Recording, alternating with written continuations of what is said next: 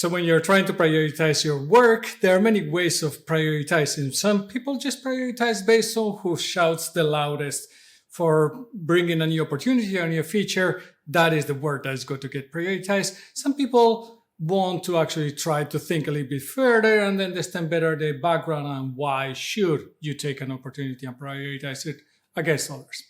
Today, I wanted to talk to you about one of my favorite prioritization frameworks out there, which is the value versus effort matrix. In some cases, known also as the impact versus effort matrix. So what the value versus effort matrix is going to do is that it's going to measure two parameters, value and effort.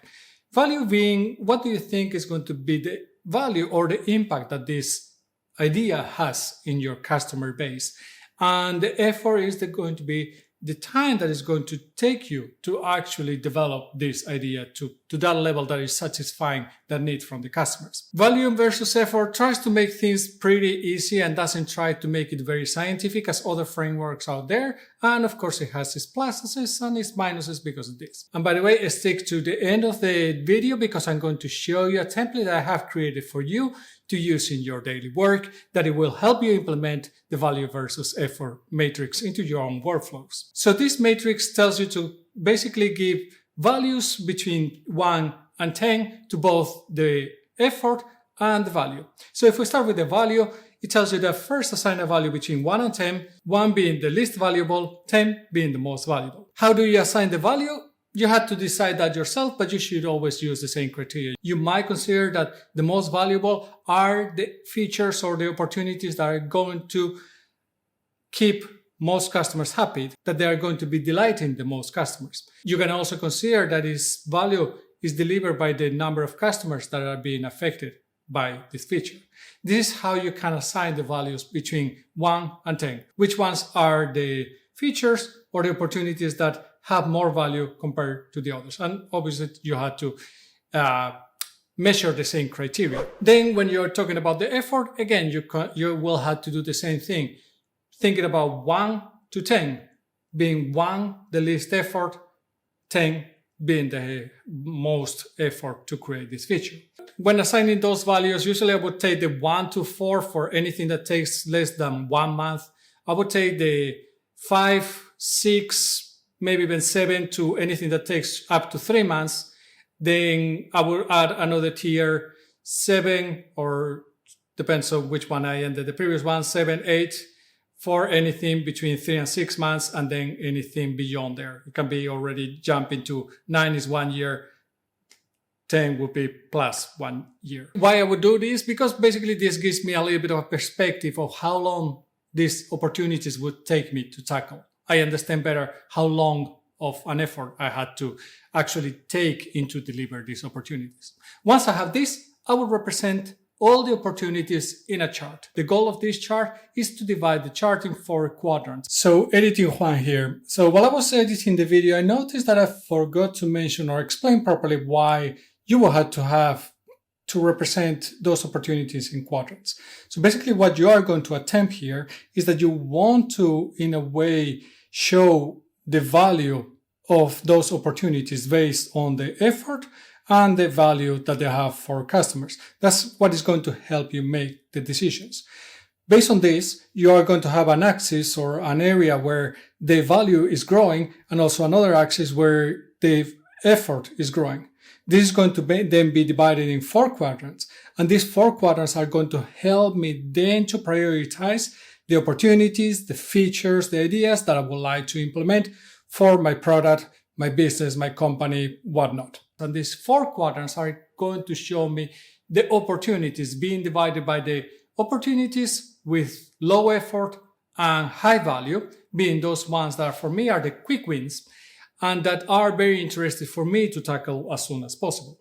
Then there's going to be opportunities that are going to take more effort, more than 5, and also high value. Those are going to be your big bets. Usually here you have to understand the difference between big bets and the quick wins.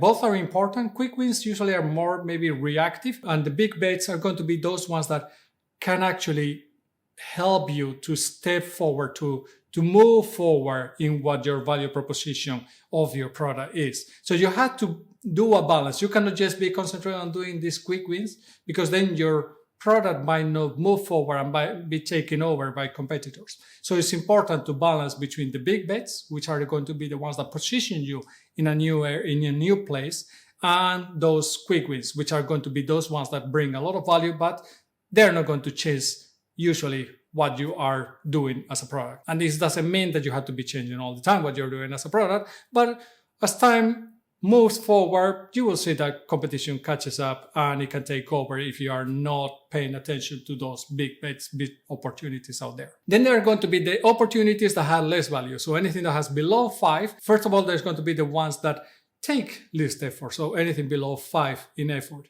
So here you're going to have what is called the incremental features. These features are important because they're features that probably you're going to hear quite many times from customers. They might not be super popular. They might not be the ones that all the customers out there have, but they might be good for a niche of your customers, maybe for a specific user persona. And usually, if you have many user personas, you might not be concentrating too much on the use case of one of them, but you are concentrating more on the generic ones and the ones that are affecting to all of them, or the ones that are more important, or the personas that you are concentrating. But it's important to take these incremental ones, especially when you don't have those opportunities, maybe in the quick wins or in the big bets that are going to be valuable enough for you to address. Then you should go and take from the increment. Then there's going to be the opportunities that have low value, so below 5, and that have a big effort, so anything above 5. Usually this means that are going to be opportunities that are going to affect relatively few people and that are going to take you many months to develop. These opportunities are known as money pits, and there's a good reason for that. Is usually there's very little return on investment of what you are doing, because there might not be enough customers that are interested in this opportunity, and you might spend a ton of time developing it and then, well, to no results really. So usually those are opportunities that you had to avoid.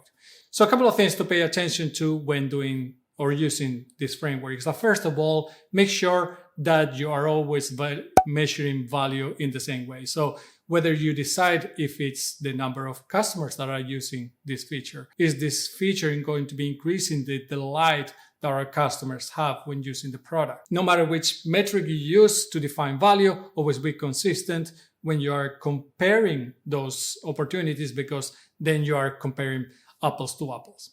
The same goes obviously for the effort. So whatever you decide that the 1 to 10 means, whether it's from a couple of weeks or 1 week all the way to over a year development, or maybe it's bigger or maybe shorter, whatever you decide, always stay consistent with that scale. One of the things that I really like about this matrix is that it's very simple to implement and it doesn't have very complicated situations. One thing that you have to pay attention though, always is that you have to make sure that you remember what your strategy, your goals, your OKRs, your vision are. So when you are valuing your opportunities, you can take those ones into account, because it's very important to understand that, hey, we might be building a new feature that could affect many customers. I don't know, a text editor. It could potentially affect many customers, but does it align with my product vision or not? So if my product vision is to build an exercise app, creating a text editor that potentially many users could be using, well, probably that's not very aligned with the goals and the objectives of my product. So it's important that when measuring the value, you are also measuring if this opportunity is actually aligning with my strategy, vision, OKRs, and so on.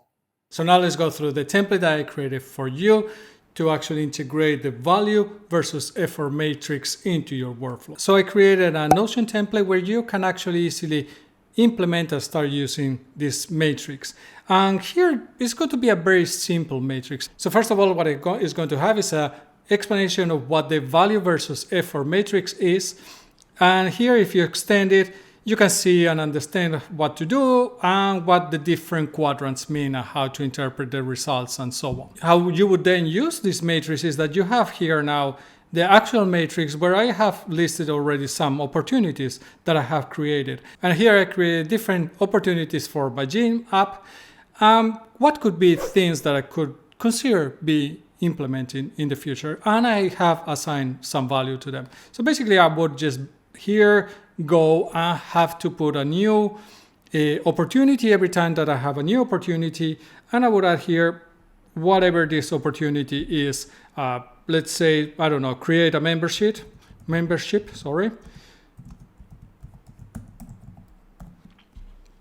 And let's say, okay, what is the value of this one? Of course, for me, having people that comes back to use the exercise app is an important thing. I want to keep people engaged with the community. I want to keep people also, of course, helping me develop the actual business. So for me, this is going to be a very important and valuable opportunity, because obviously without recurring revenue, I probably cannot even continue being in business. So let's say that for me, that's basically let's say a 9 or a 10. I'm going to assign it a 10. And then there's the effort of actually implementing. It might be that it's not super easy, but potentially it's not going to be the most complex one. Let's assign something like 5. You can see that there are numbers already assigned us, so you just have to pick some number. You don't need to actually put the numbers yourself. And that already is going to calculate me automatically what is the quadrant, what is going to fall. Notion doesn't have a default engine to create graphs, so I cannot show it here as a graph, but you can very easily then either filter here, or you can sort out the results, and then you can see, okay, which ones are my big bets, which ones are my incrementals, which ones are my quick wins. Potentially you could even create a own view that it would show them based on the quadrants that they fall in. So this is a very easy to actually use, a very easy to implement and to start to use within your workflows. So if you're interested, go check out the link in the description down below, and the pinned comment, I will put the link to where to find the template, so you can go and take a look for yourselves. So if you have been watching the video and you have found it valuable, I would appreciate it a lot if you give it a thumbs up and subscribe to the channel. I will see you in the next one, and remember, stay safe.